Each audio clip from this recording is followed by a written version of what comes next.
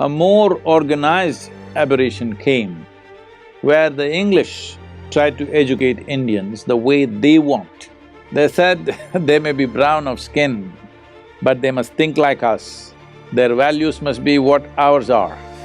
Almost every day, I never came home without being beaten for something. So this effort is very appreciative. In many ways, it is positive.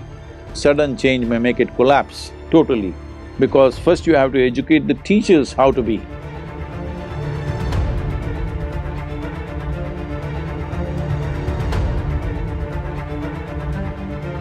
In a much-needed move, the government of India recently announced sweeping changes in the education policy for the first time in 34 years. I am keen to know your review of the new policy.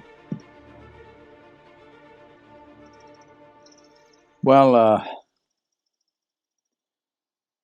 India's education for millennia was conducted in a certain way, where education was designed to integrate you into life process. Without life process overwhelming you, that everybody had freedom to choose. Probably if you look back 1,000 or 1,500 years ago, the only culture on the planet where nearly 90 to 95% of the women were literate is India. Nowhere else this happened that long ago. Education is very, very recent for women in the rest of the world. I'm telling you, all ladies, recently educated. But education was part of both male and female populations in India for a very long time, which changed in the last 600 to 800 years because of aberrations that happened to that culture. And about 150, 200 years ago, a more organized aberration came where the English tried to educate Indians the way they want. Very clearly they defined it, they had no ambiguity about what they wanted. They said they may be brown of skin, but they must think like us. Their values must be what ours are. Like this they went on. Schooling system was very, very cruel. Similar things have happened in America for the Native Americans. The English education was a cruel system of trying to contain a child in a room and beaten for 12 years with some rubbish that doesn't mean anything to him. I escaped. So this happened in India in a much larger scale and organization than the way it happened here. So when this happened, what was their intent of educating the Indian populace? The only thing is, they found Indians were very good with mathematics, languages, because everybody spoke 4, 5 languages, they could pick up any language easily, and they're very good without using even their fingers, without using paper. Even today it is true, I think the present generation is completely losing it because of the gadgets. Otherwise, when we are growing up, even today, we can count things, multiply things, divide things in our mind without using any other instrument. So they found this very valuable, they thought these guys will make good clerks and accountants for Her Majesty's service, because the ambition was to take the entire world. And you needed very docile, honest, hard-working people who will never rebel, who don't have bloodthirstiness in them, who are very calm, who will never organize revolutions or anything. They will just do their work. You put them in slavery, they will think this is their karma and they will just do that also well. When they saw this attitude, they thought of all the nations they had colonized at that time. India looked like an ideal place to educate and make sure this whole enterprise of what do you call this? This whole enterprise of imperialism will be staffed by Indians, and it was. Even a large part of British army, both in World War I and World War II, was Indian soldiers who fought for 50 paisa a day. You understand? They did not even give them shoes. They were just wearing sandals, Indian Jodhpuris, and they were in the trenches in France, and nearly some 150,000 men lost their toes and their feet because they were in ice-cold temperatures with no shoes. So they found, in spite of that, they fought with minimal food because they were told to fight, because this thing is there in India. If you take something from somebody, the present-day Indians may be losing it, but generally, traditionally, it is called as, I have eaten something from you, that means I'll always do the best for you. Suppose you give me one day's food, that's it. Only one day you fed me in my life, I'll always remember that and always serve you in the best possible way for that one thing. So this is called namak, that I've eaten the salt from your hands. Because this comes from the understanding of Runanubandha, if I've taken salt from your hands, that means we are one. So they use this in a big way and educated Indians the way it is necessary to fill all the clerical and accounting posts across the world, which they fulfill pretty well. But in this education process, the most important thing is obedience, not intelligence, not ingenuity, not unfolding of individual genius, it is obedience. You must obey, otherwise you'll be punished. This was brought in. Maybe in the current generation, according to the Indian laws, you can't beat a child in the school, but when we were growing up, why should I tell you all this? I don't think… almost every day, I never came home without being beaten for something. Like this, sometimes they get cruel like this on the knuckles, tamal. So I went there only when it was absolutely necessary, because what are… what are they trying to do? So, this education system mildly was transformed in 50s and 60s, a little bit of change, but didn't have the courage to shift it totally, because changing a whole system can lead to collapse. Did not have the wherewithal and the money and the finances to do it. I'm glad, though it took so much time, at least now it's happening. I feel it should have happened much earlier. We could have done this in 90s, but it came to 2020 and now we are making changes. If you ask me personally, I'm very appreciative of the changes that have happened, but I'm not satisfied because I would like more drastic changes. First thing is liberate the children from this tyranny. Everybody is talking about… even day before yesterday, I was in conversation with a minister. Well, if a child goes to farm with his father and learns how to farm, this is called as child labor, and the father can be arrested because he took his son and made him work there. But school is a horrible labor, in my experience it was. Now we are trying to create schools which doesn't feel like labor, otherwise… and it's a tyrannical labor, because this moment you tell me you learn this language, I'm just beginning to read and understand, tong, you ring a bell and you say, suddenly I learn mathematics, and tong, I learn chemistry, tong, I learn physics, and tong, a stupid guy comes and tells me moral education.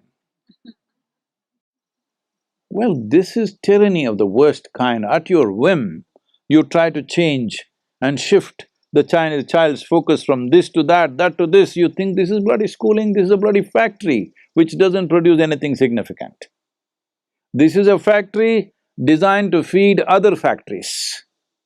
The whole education system is designed Unfortunately, to cater to the economic engine that is running, which is your personal interest, it's not child's interest.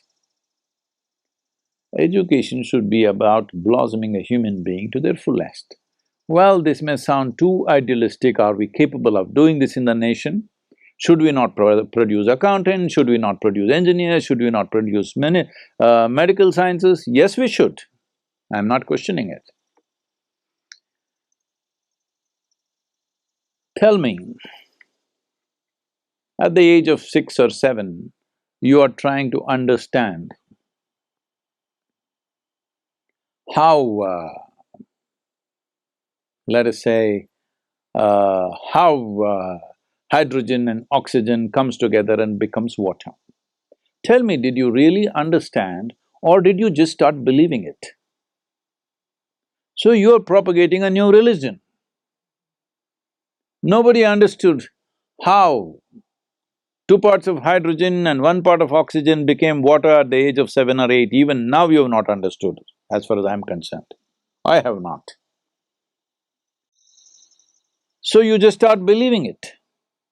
So if all you want to do is propagating a new religion, which doesn't get you anywhere, well, all the best. At least now there is an effort to make this more relaxed, that what is said in the school is not absolute. School provides an ambience for the child to interact with his own age group and also develop a thirst for knowing. This is all a school should do, to inject a new level of thirst to know something every day, new. And of course, information and other things are available, especially today, in today's world where information is everywhere. Propagating information is no more a school. A school should become largely an inspirational place. Information is available everywhere. What human wisdom could not do, it looks like the virus is doing. Now suddenly everybody's I've been talking about this incessantly for the last 10, 12 years. It is time, there is nothing being taught in the school. The only purpose, our schools are like this, we don't have trained teachers. Only people who are well educated, who are well behaved, who are well cultured, creating an atmosphere of inspiration and nurture, so that they don't take to wrong things. They don't take to anything which is damaging to their life. That's all the concern is. Rest of it, let them grow up. First of all, these words which have gotten implanted into human psyche and in the languages, it's only in America I hear this. When I ask people something about their background, they say, I was raised Jewish, I was raised Catholic. Why are you being raised? Only cattle are raised. Human beings should not be raised, human beings should grow up. If human beings have to grow up, there is a certain ambience and atmosphere that is nurturing for their growth. That is all a school should create. Right now, if you want these plants to flower, you don't go there and pull flowers out of the plant. All you do is maintain the atmosphere in the soil, water, sunlight, whatever else it needs, you just maintain the ambience, the plant will flower. You cannot make it flower. Right now, school looks like you want to pull flowers out of people's heads or whatever else. No, you're only interested in pulling money out of their heads. Because the entire damn world has become economy, economy, economy, all right? Economic system is here to serve humanity. Humanity is not here to serve the economic system. I think that's in that sense, without disrespecting unfortunate loss of life and suffering that people are going through, our hearts are with you for that. But in terms of relegating the economic system to secondary level from being a primary thing has been in some way achieved by this virus. Right now, staying alive and staying healthy is more important than how much bank money you got. It's a very good happening for the human beings. This should have happened of our own wisdom, which is what these centers are, where nobody is thinking money. We are living in a way that there are many people who are living with me who not thought money for the last 10, 20 years, because money doesn't mean anything to them. I've developed people around me that if you put a you know, you open up the federal bank to them, they'll walk in thinking, what is there to read? It's not even a library. Because it doesn't mean anything to them, because what money can buy doesn't matter to them. Of course, we all eat, all this is there, but for that you don't have to run such a horribly destructive economic engine which is just ripping the life out of this planet. So, in this, if you want to correct this can't be corrected by crippling the economy, this can only be done by transforming our education system. So, this effort is very appreciative, in many ways it is positive, but still, for me, it is still coming from too much fear. In a controlled way, little shift is happening. But maybe there are practical problems, I understand that, because in India, millions of children, probably around… if… in Tamil Nadu alone, there are about 15 million children in school, I think. No, I'm sorry. No, that's wrong. In Tamil Nadu, in the government schools in Tamil Nadu, there are 1 million children in the government schools. A similar number is there in the private schools, so approximately maybe around 2.2 million children in Tamil Nadu. All over the country, in 28 states, there must be at least 70 to 100 million children in schools. If you take them up to high school, probably up to 120 million children are in school. So, the changes that you make for such a large structure, you will have to make it carefully. But I only hope I have also given my insights into education, what needs to happen, and hope in a…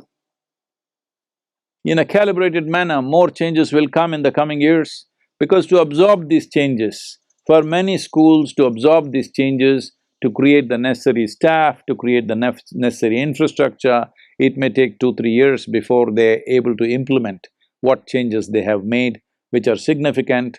One important change that has happened which is good is children can pursue education, they can break it, and again they can come back, which already is there in this country, I think, but otherwise, in India, if you break your education, you're finished. That's the end of your education, you never come back.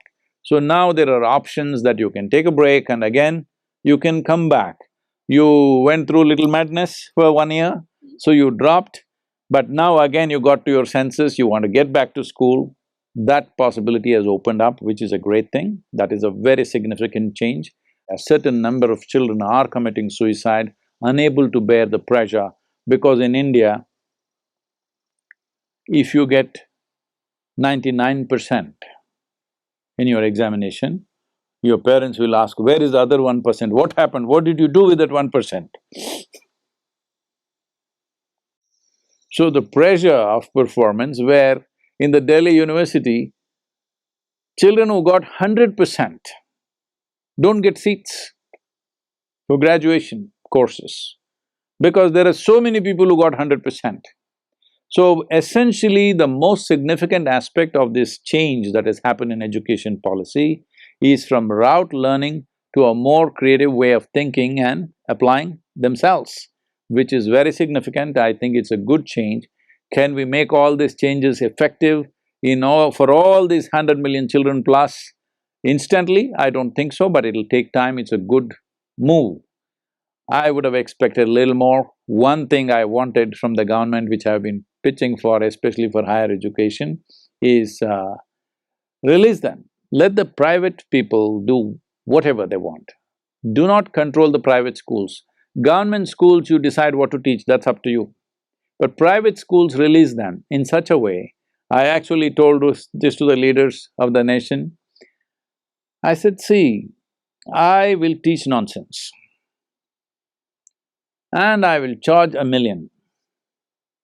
But the parents love it, children love it. What is your problem? Where did this come that administration starts thinking you love the children more than the parents? Where did this come from? That you're concerned about the well-being of the child more than the parents. Well, there are ignorant parents, they may induce them into all kinds of things. Yes, that much protection you must give, but you must not assume that there are many parents who will take children in the wrong way.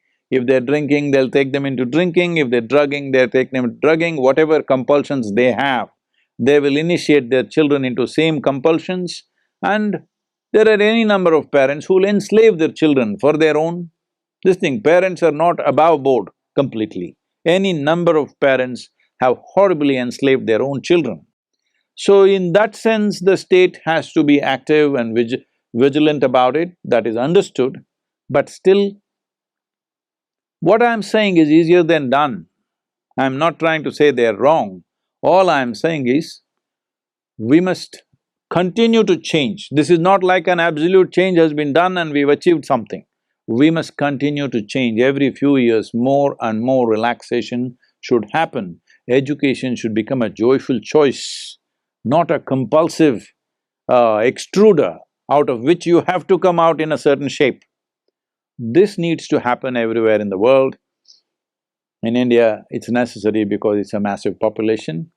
We need to bring a possibility where education builds beautiful human beings, not soldiers. Well, soldiers have become necessary in the world only because we have created a world full of confrontation. At least within the given society, we can avoid the soldiers. At the national borders, unfortunately, we still need soldiers. This also would go if economic disparity in the world largely gets equalized either by everybody going up or everybody coming down, one way or the other. If there is economic disparity goes away, you will see national borders will not mean much. That needs to happen. But we are doing everything possible to see that doesn't happen quickly because imperialism is being practiced in so many ways, in so many subtler ways than before. And new forms of imperialism is being developed in various parts of the world. So, evolution of individual human being is most important. This is where education is vital, that it is evolution of individual human beings on this planet. But right now, educated people in this world, in the last 200 years if you look at it, educated people have been the most cruel people on the planet. Educated people have been the most destructive people on the planet. Even ecologically, it's only educated people who are destroying this world. Illiterate people are not doing such things. Even now, it is only in the cities across India, reasonably educated people who are a big virus threat, the rural population anyway maintaining social distance. In Tamil Nadu, if you see, this is a culture in South India, when somebody speaks to somebody, they will speak like this. They were always conscious that your breath should not touch somebody else. Now, look at all of you. But once in a way you would like to raise this and cough at somebody because your freedom to cough in somebody's face. This is protests are being taken out. Why can't I infect somebody? That is the way the world happens. Virus must, transact. We all know biologically that is how it is happening, microbial life needs to transact. But you don't have to be an active participant in it, anyway it happens. And you don't have to give a virus which is destructive to somebody's life. Well, this is what it means. Educated people on the planet should become the most responsible and conscious population on the planet. Right now, unfortunately, our education systems have not built this. The future generations, this is what we should aim towards. As long as the Indian policymakers are seeing this as a calibrated change which they will continue to change over a period of time. The present change is fine with me because I understand the largeness. It's not ideal, the changes, the small changes, some are significant changes, but I understand the size of the education machinery. Sudden change may make it collapse totally, because first you have to educate the teachers how to be. When they don't know how to be, suddenly changing the education system could be a disastrous process, so they're changing in installments. That's what I'm thinking, that they're changing in installments. Every few years there will be changes and changes. This needs to happen. Nobody should believe these changes that have been done is absolute and perfect. They are not. It reminds me, uh, I never understood why, but it was fine with me. See, by the time I finished my graduation, which is 12 plus 3, 15 years of education, I have been in 13 different institutions. One, I can blame it on my father, because he was working for Indian Railways and he was being transferred a little bit. That is one cause. But even when we stayed in one city, still I changed every year. This happened. One day, Shankaran Pillai applied for a job. Then the interviewer looked at this and said, asked many questions, which all he answered properly. Then he said, "You have left over 15 jobs in your career. You're only 40 years of age, you left 15 jobs. Why is that?" Shankaran Pillai said, "I never left any of them of my own intent."